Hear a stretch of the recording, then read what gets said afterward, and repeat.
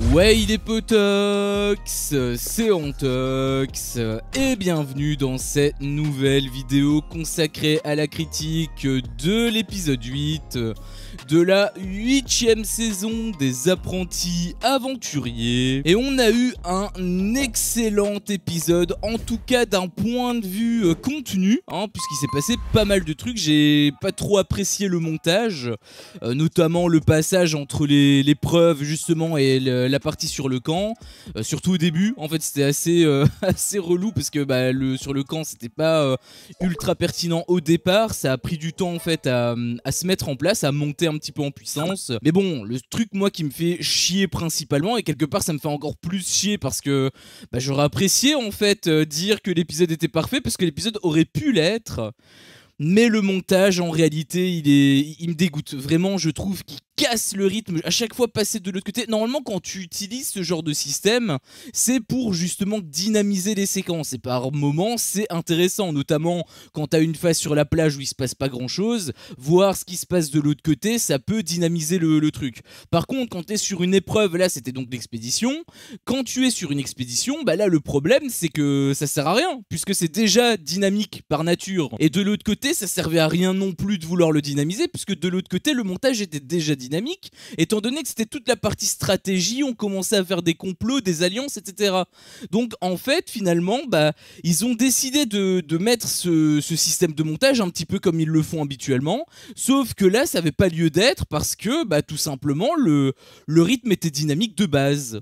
Donc le montage, vraiment je l'ai pas du tout apprécié. Je sais qu'ils font ça très souvent et je sais que voilà, parfois ça peut être justifié, je le dis pas, je dis pas le contraire, mais je trouve que ici c'était de trop en fait. J'étais vraiment dedans par rapport à l'expédition et j'avais même pas le temps de m'installer que hop on partait de l'autre côté, ça me coupait en fait. Et même quand on était de l'autre côté, on regardait les stratégies, quand on repartait sur l'expédition, je me suis dit ah enfin c'est cool, mais en même temps j'étais coupé par rapport à la partie stratégique. En fait ce que j'aurais aimé, c'est que vraiment on ait deux parties, sachant qu'en plus c'était pas non plus super long, chaque partie ça durait peut-être la moitié de l'épisode. On aurait pu avoir la moitié de l'épisode sur un truc et l'autre moitié sur un autre truc. Les deux parties étaient dynamiques, pourquoi les mélanger? Je sais pas, c'est pas à moi qu'il faut demander, mais dans tous les cas ça m'a bien fait chier. Enfin je te dis que ça m'a fait chier, mais c'est vraiment juste le montage. D'un point de vue contenu, pour le coup ça c'était vraiment très cool. On a eu donc la fin de l'expédition. Fin de l'expédition, ce sont les oranges qui ont gagné. Est-ce que je serais pas un petit peu médium sur les bords? Je sais pas. Bon, en même temps j'avais une chance sur trois, donc et en même temps il fallait pas, je pense, être Einstein pour comprendre que ils avaient un petit avantage. Après, petit avantage, je veux pas dire que c'était acté. Les blancs étaient quand même bien revenus, donc c'était quand même assez prenant.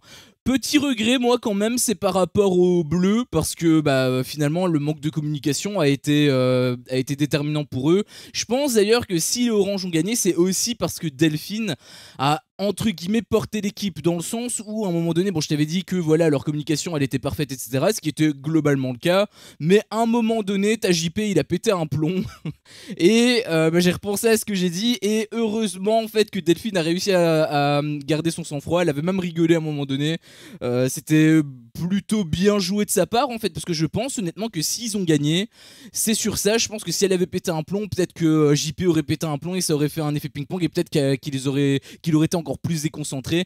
C'est ça un petit peu le problème avec Rémi, c'est que le problème c'est que comme Maëva lui parlait pas super bien, elle lui mettait la pression, Rémi ça l'agaçait, du coup il lui disait, mais comme elle répondait en même temps, ça faisait l'effet de ping-pong, et Rémi du coup il a perdu complètement ses moyens.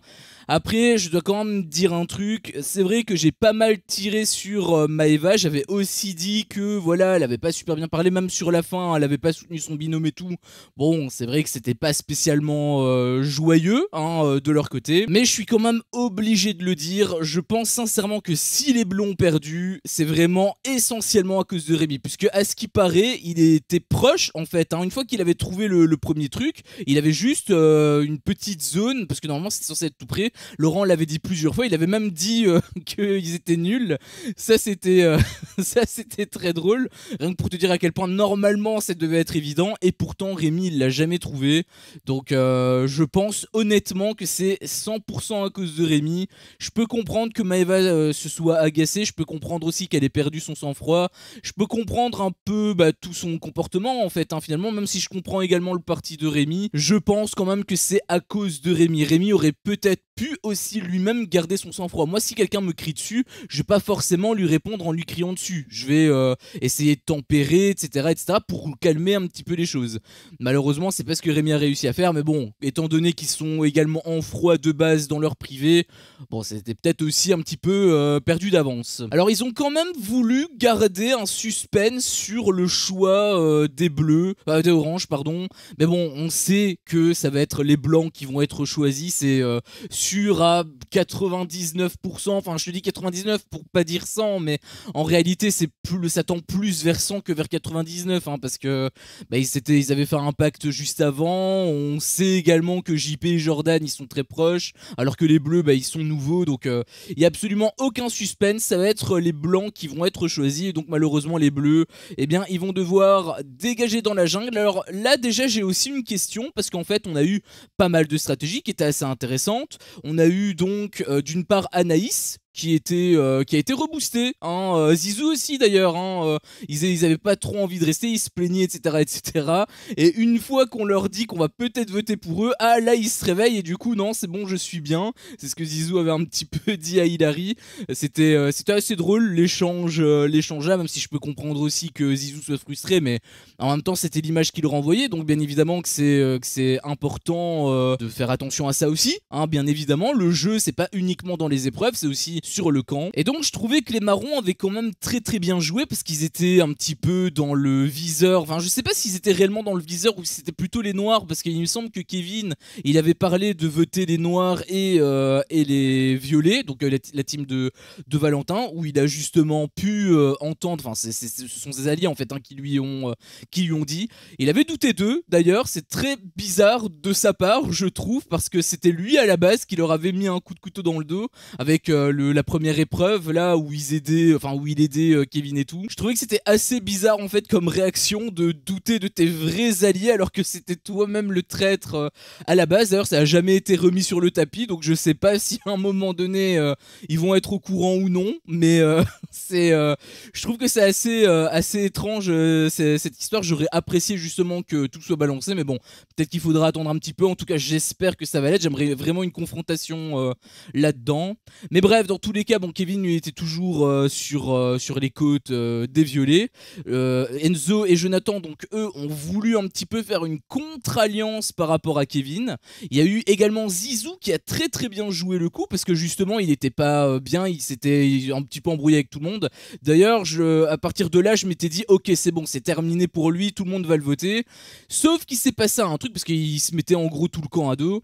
Sauf qu'il s'est passé un truc, la grande sauveuse Colette, elle lui a donné un putain de conseil, et ça l'a transcendé, puisque eh bien il a accepté de participer à la contre-alliance par rapport à Kevin, etc.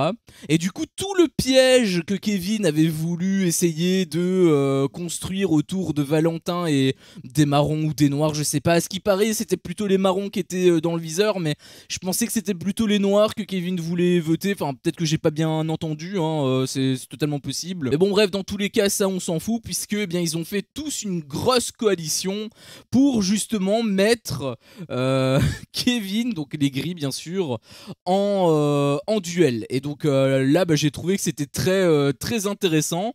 C'est pas la même chose qu'avec les 50, hein, parce qu'avec les 50 il pouvait faire des stratégies, enfin il faisait même pas de stratégie en fait, il parlait juste à ses amis et ses amis disaient oui, c'est tout, il y avait pas de manipulation derrière ou autre, c'était juste qu'ils étaient en supériorité et tout le monde avait peur de tout le monde, donc forcément tout le monde suivait le troupeau, exactement comme c'est le cas dans toutes les saisons. Là pour le coup, eh bien c'est pas du tout la même, puisque bon déjà ils sont pas 50, ensuite ça fonctionne en termes de binôme, donc forcément chaque binôme tienne les uns avec les autres la plupart du temps, et donc forcément quand tu n'as pas que tes alliés autour de toi, eh bien c'est déjà un petit peu plus compliqué. Le Jordan il est très bien sur la plage, etc., mais s'il vient sur la jungle, ça va être exactement la même histoire. Donc je serais même curieux de voir sa réaction si jamais il apprend que Kevin a été éliminé dès le départ. Bon après, c'est pas parce que tu pars en duel que t'es d'office éliminé.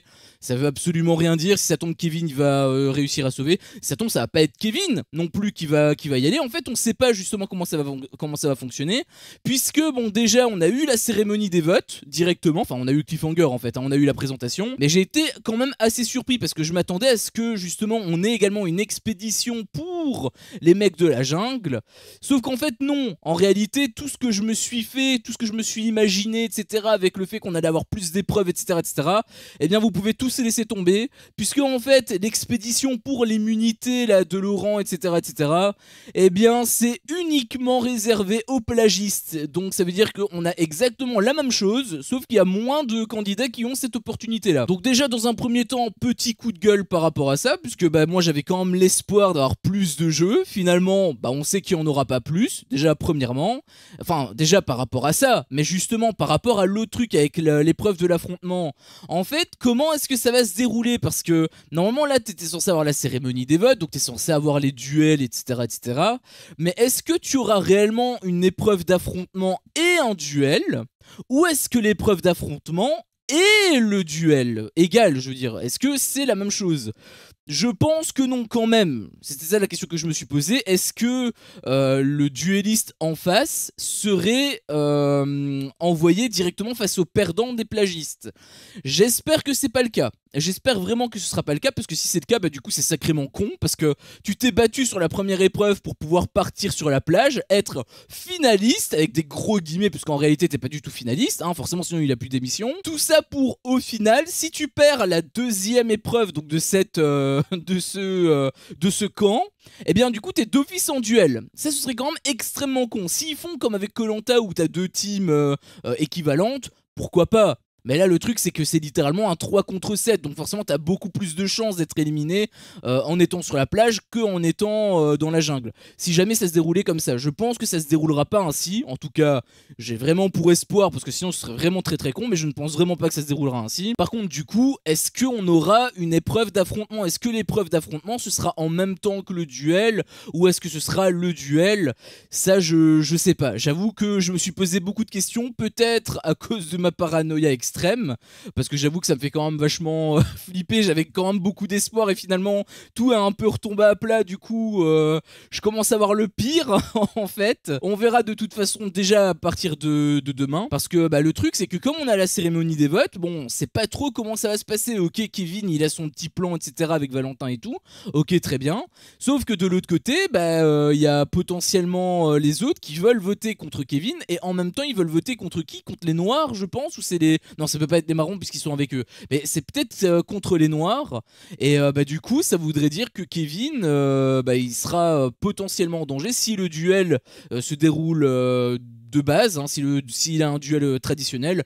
Je pense que ce sera quand même le cas, et donc normalement on devrait quand même avoir l'épreuve d'affrontement après peut-être, ou bah, pendant ça m'étonnerait, mais j'imagine qu'on aura d'abord le duel et ensuite l'épreuve d'affrontement, ou peut-être qu'ils vont le faire à l'envers, je sais pas. Mais bref, dans tous les cas on a quand même un jeu en moins. Bon, enfin, un jeu en moins par rapport à mes attentes, je veux dire. On aurait quand même potentiellement un jeu en plus aussi par rapport à l'épreuve d'affrontement, si ça se déroule réellement comme ça. Encore une fois, je pense que ça va se dérouler ainsi, mais j'ai aucune certitude, et avec Banijé, je m'attends absolument au pire. Donc, je préfère rester sur mes gardes, je préfère me dire, oula, on va se faire douiller, en fait, le perdant de la plage, ça va être le perdant, enfin, ça va être le duelliste de la jungle, même si c'est extrêmement peu probable. Je préfère me dire ça, comme ça au moins si ça arrive pas, bah je serai content, et si ça arrive, bah je serai énervé, mais au moins je serai pas déçu. Je serai préparé. Donc qui sera les duellistes si on a un duel, enfin si on a une cérémonie traditionnelle, qui seront les duellistes? Eh bien je pense que ça risque d'être quand même pas mal serré, hein, parce que certes on a une alliance qui est quand même assez nombreuse, certes, sauf que bah en fait le truc c'est qu'ils sont pas non plus, enfin c'est deux personnes qu'il faut élire, qu'il faut voter, donc et de l'autre côté, même s'ils sont pas nombreux, bah en fait il suffit juste qu'il y ait un peu plus de voix d'un côté et c'est fini. Alors je pense quand même que l'autre alliance a plus de chances de l'emporter, parce que bah l'alliance de Kevin et tout, le problème c'est que bah il est quand même ultra serein. En fait, le Kevin il dit ouais non, tranquille, on fait comme on a dit, chacun vote comme ça. Et donc en fait ils vont faire un 50-50. Sauf que s'ils font ça et qu'ils ont 2 voix chacun, de l'autre côté ils peuvent en avoir 3 ou 4 chacun. Je sais plus combien ils sont exactement, il me semble qu'ils sont 4 binômes. Donc ça ferait 4 voix chacun et forcément en face par rapport aux 2 autres, ce serait pas fameux. Bon, il y a quand même plus de probabilité que ce soit plutôt les noirs et les gris qui partent en duel. Mais on n'est pas à l'abri d'un retournement de situation ou autre. Toi-même, tu connais avec les cérémonies des votes comment ça se déroule. Ça peut vraiment partir en cacahuète. Donc n'hésite pas à me dire ce que toi tu penses dans l'espace commentaire. Qui tu verrais aller en duel. Et si jamais il y a justement ce fameux duel, qui tu verrais l'emporter. Moi par exemple dans mon scénario, je t'avais dit que ce serait les noirs contre les gris. Je pense quand même que les gris ont plus de chances de l'emporter. Donc si c'est le cas, je verrais plutôt les gris gagnants. Enfin bref, sur ce, c'était mon avis sur cet épisode. Si mon contenu te plaît, fais-le moi savoir en me laissant un énorme pouce bleu. À chaque fois que je vois ça, je vois que mon contenu plaît. Et donc moi, ça me motive à continuer. Si t'es pas encore un peu tox, qu'est-ce que tu attends pour me défoncer ce gros bouton rouge? N'hésite pas à activer la cloche pour ne rien louper. Et je te dis à la prochaine pour une prochaine vidéo. Ciao.